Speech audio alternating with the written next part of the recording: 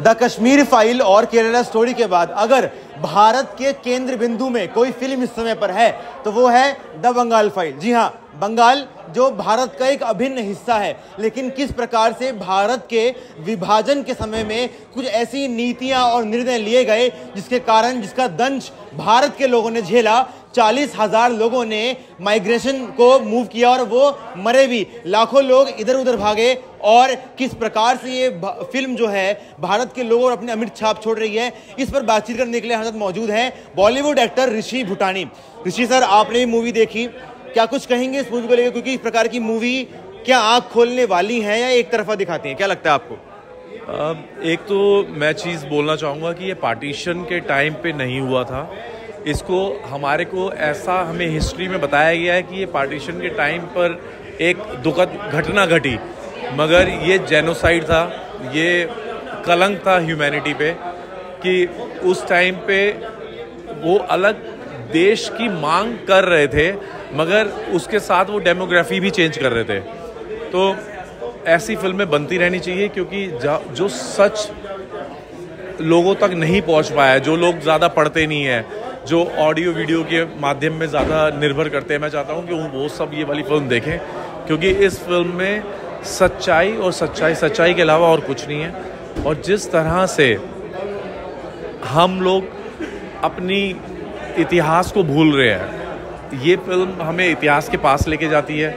जिस तरह का जेनोसाइड हुआ था उस टाइम पे, लाशें सड़कों पे लाखों में पड़ी हुई थी, 20 लाख की बात हमेशा सामने आती है। तो गिद्ध उन्हें खाते थे। अब इतना भयानक दृश्य होगा वो, उसको छुपाने के लिए उन्होंने नालों में लाशें डाल दी, जिससे नाले चौक हो गए, पानी बाहर निकलने लगा। मतलब ये सोच कर रूह कांप जाती है कि इस तरह की चीज़ हमारे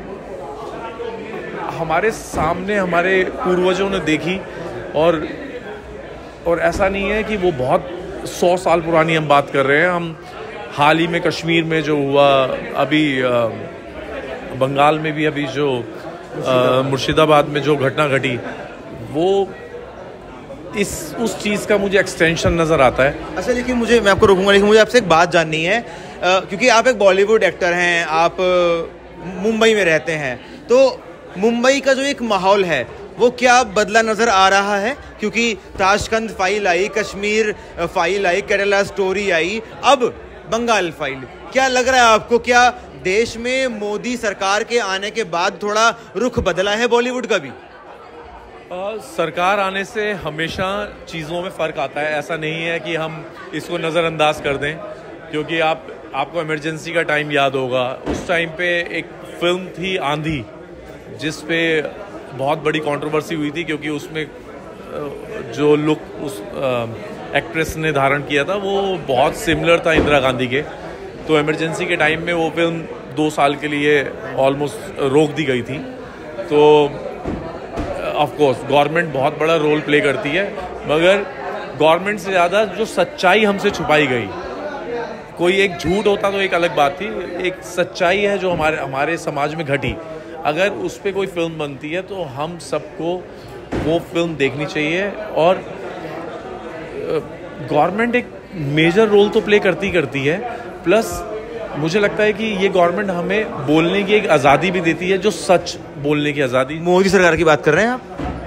मूवी जगत में हम एटलीस्ट अपनी बात कह पा रहे हैं। हम एक जो भी घटा, इवन जो कश्मीर में घटा, जो पहलगांव में घटा, जो एटलीस्ट उसकी सच्चाई हम लोगों के सामने आ जाती है।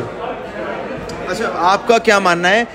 बंगाल फाइल मूवी है और बंगाल में विरोध हुआ है इसका, क्या लगता है आपको, ऐसा क्यों हुआ?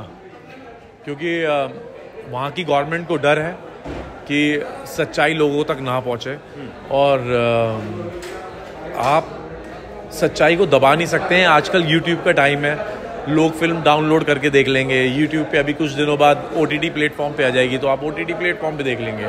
तो सच्चाई कभी दबेगी नहीं, सच्चाई हमेशा उजागर होगी। और बंगाल में ना रिलीज़ करके उन्होंने अपना चेहरा उजागर कर दिया। अच्छा, बीइंग अ बॉलीवुड एक्टर, आप क्या कहेंगे हमारे दर्शकों से और इस जेनजी ऑडियंस से जो शायद अपनी रील की दुनिया में इतनी व्यस्त हो गई है कि उसे रियलिटी नहीं दिख रही है, इन्हें आप क्या कहेंगे? आखिरी सवाल मेरा आपसे। मुझे ऐसा लगता है वो सब देख रहे हैं। अगर इसका टीज़र भी देख रहे होंगे तो वो भी 15 सेकंड का 30 सेकंड का होता है, तो कहीं ना कहीं वो कनेक्ट कर रहे हैं और ऑडियंस आ रही है फिल्म में, जो है दिन बर दिन ऑडियंस बढ़ती जा रही है। तो मुझे लगता है कि ये फिल्म ग्रो करेगी जल्दी। ठीक है, तो आपने सुना ऋषि भूटानी को, जो कि बॉलीवुड के एक्टर हैं, जाने माने एक्टर हैं, बहुत सारे वेब सीरीज में आपको देखने को मिलेंगे।